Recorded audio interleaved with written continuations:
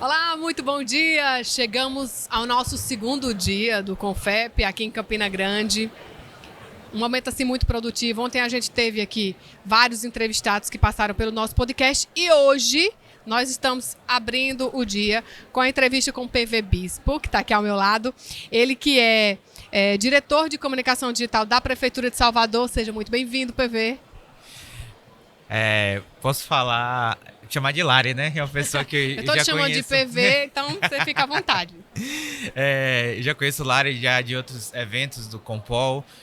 Para mim é sempre gratificante vir para Paraíba e estar pela segunda vez em Campina Grande. Ele gosta de Campinas, gente. Gosto demais, eu brinco Campinas que é uma cidade que está no meu coração real. E estar no Confep é importante, eu acho que falar sobre comunicação em instituições públicas, valorizar a comunicação institucional é super importante. O trabalho que a gente faz lá trouxe uma visibilidade por falar que falar de cidade é importante e tentar aproximar com o cidadão eu acho que é o principal objetivo das instituições públicas, né? E para a gente é muito importante ouvir aqueles que estão fazendo um trabalho que tem gerado um resultado de muito impacto, como vocês hoje são. A rede social institucional de prefeituras com maior engajamento no Brasil, para a gente é um grande case. E a gente fica sempre tentando buscar alguma dica, alguma coisa que a gente consiga aplicar na nossa realidade. Agora, eu imagino, PV, que não é uma construção que acontece do dia para a noite. Eu queria que você começasse falando um pouco sobre essa construção do digital da Prefeitura de Salvador, que levou hoje a esse momento que vocês alcançaram de serem a página mais engajada do Brasil das prefeituras.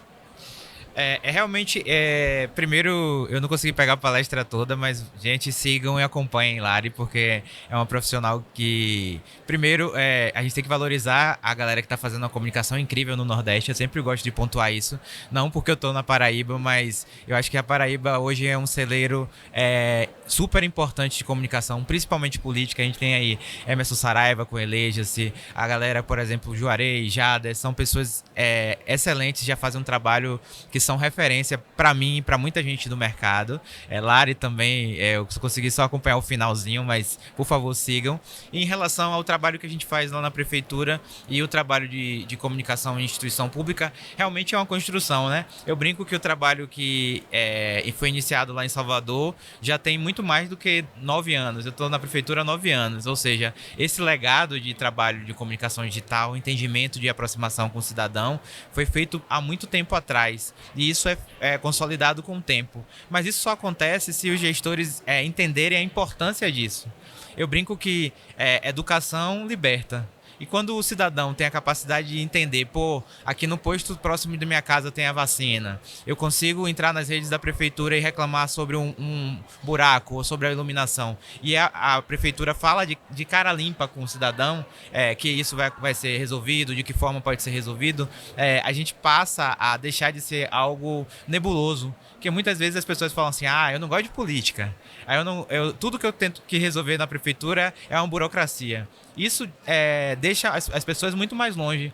E os resultados que a gente tem na página da prefeitura está muito atrelado a isso, né? A capacidade da gente poder conversar com esse Brasil, que é um pouco que eu estou tentando trazer agora nessa palestra e nas palestras que eu estou levando agora para os lugares que eu vou, falando com o Brasil de verdade, né? Porque, infelizmente, a comunicação ela foi se aproximando a um mundo tão plástico, a uma mesa de família de margarina, que não diz a realidade do que é o Brasil, né? O Brasil é totalmente com seus contrastes, as pessoas têm opiniões diferentes, às vezes você tem uma opinião sobre tal coisa diferente do seu pai ou de sua mãe, mas isso não significa que você precisa brigar. Então, a gente vem como comunicação de município mostrar a realidade, né? Que existem as diferenças, mas no fim do dia todo mundo se abraça, todo mundo busca resolver as coisas da melhor forma possível. É verdade. Agora, PV, a gente que trabalha com comunicação, eu tenho conversado muito com equipes de comunicação de algumas prefeituras e eu noto um movimento no sentido de buscar capacitação, o pessoal está tentando se aperfeiçoar. Um exemplo disso são as salas aqui do Confep sobre comunicação, sempre lotadas, público alto, as pessoas estão muito sedentas por esse conteúdo de comunicação, mas tem uma dor de quem faz assessoria de comunicação que ainda é o próprio gestor. Então, eu escuto muito dizer assim, Larissa, a gente sabe que tem que fazer da tal forma, mas o gestor ainda não entende, ele não sabe como é que a gente deve comunicar no institucional, às vezes mistura muito essa relação do institucional com o político. Como é que você tem lidado com isso? Eu acho que o maior desafio é esse mesmo, porque não só um trabalho de comunicação institucional, é um trabalho de consultoria para os políticos, né? Primeiro, eu sempre gosto de tratar que o público é o público e o particular é o particular. Até na Constituição, se vocês procurarem aí, utilizar das instituições públicas e das redes a promoção pessoal é errado, tá? É contra a lei, então as pessoas já utilizam uma forma errada pela lei. E segundo, não é inteligente, eu brinco, né? Pô, se eu tenho, eu sou prefeito de uma cidade X e utilizo as redes da minha cidade para eu aparecer, provavelmente quem não votou em mim tende a rejeitar aquele conteúdo, porque acha que aquilo ali é mais uma propaganda política. Diferente de utilizar o perfil da minha cidade para mostrar o que está acontecendo de positivo, valorizar o jeito da minha cidade, o modo de viver dela, ou seja, você está aproximando os cidadãos da sua cidade. Então, inicialmente esse eu acho que é o primeiro ponto. Eu termino fazendo consultoria para algumas cidades e eu acho que o grande X da questão é o comunicador e o profissional de comunicação precisa apresentar seus dados.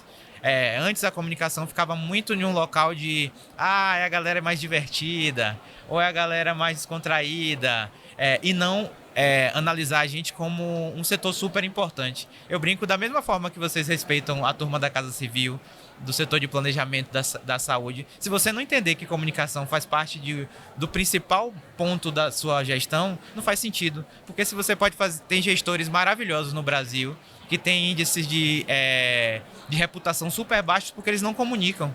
E tem gestores que têm uma comunicação excelente e têm uma gestão péssima. Não é isso que a gente está buscando. A gente está buscando levar os gestores excelentes a serem amplificados. E usar a comunicação para fazer um trabalho conjunto com essa gestão, inclusive para trazer dados para dentro da gestão, para pensar políticas públicas a partir do olhar da comunicação, a comunicação integrada em todo esse processo de gestão, né? Não, total. Entender que a parte da comunicação faz parte do planejamento de gestão, o planejamento de construção desse legado que você vai deixar. Eu brinco, eu jamais seria prefeito, jamais seria um gestor político, mas se eu que fosse gestor político, eu queria que, sei lá, daqui a 20 anos as pessoas lembrassem de mim de alguma forma. E a primeira pergunta que eu faço para o prefeito ou para o governador é: o que é que você quer que as pessoas pensem de você daqui a 20 anos? Se você quiser ser igual a todos os outros, você não precisa fazer nada. Mas se você quer construir ali, você vai ter 4 anos para construir algo importante, você precisa pensar a longo prazo como essa comunicação vai ser feita, essas entregas podem ser feitas, se você vai ser um gestor da saúde, da educação, ou próximo ao cidadão. Enfim, é uma luta diária e eu torço muito pela questão da profissionalização. Os treinamentos que eu estou fazendo e eu vejo outros profissionais fazendo não são só mais para prefeituras. A gente está falando de governo, está falando de Tribunal de Justiça, gestões de controle financeiro. Então, ou seja, todo mundo está preocupado em comunicar melhor. E a gente está falando com todo mundo, não só com quem faz comunicação, porque há uma ideia de que a gente tem que treinar quem faz comunicação. Mas a gente tem que preparar todos para a comunicação. O político, o gestor, o secretário, os assessores que estão em volta, porque o processo de comunicação envolve todo mundo e todos têm que entender como funciona para que a gente tenha um bom resultado, não é isso? Com certeza, quando você tem uma equipe e uma gestão que se comunica bem, os problemas e ruídos que acontecem terminam sendo muito menores, né? Porque se você tem uma capacidade de comunicar e explicar, você consegue reduzir, minimizar gerenciamento de crise. Eu estava acompanhando as últimas perguntas na sua palestra e a pergunta foi essa: meu gestor gera problema, gera ruído, como resolver? Primeiro ponto é entender que ruído e polêmica sempre vai existir. Faz parte da política. Isso aí. A polêmica e o confronto de ideias fazem parte do processo. Agora, a capacidade de dialogar que vai fazer com que você esteja à frente dos outros, né? É verdade. A gente está com o tempo já começando a encerrar, mas eu gostaria... A gente tem uma inspiração muito boa com vocês. Vocês têm uma construção de conteúdo que gera uma identidade muito forte com o povo baiano. Eu digo que quando a gente abre o Instagram da Prefeitura de Salvador, mesmo distante, a gente sente a energia do baiano. O baiano está lá naquela página de vocês.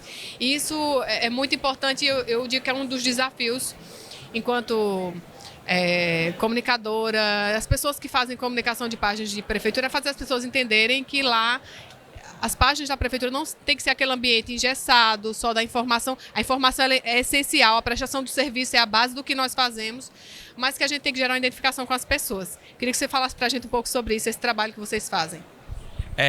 Esse é o maior desafio. Eu brinco na palestra que a gente não compete prefeitura levando informação com o governo ou com o concorrente. A gente termina competindo com tudo que aparece na internet.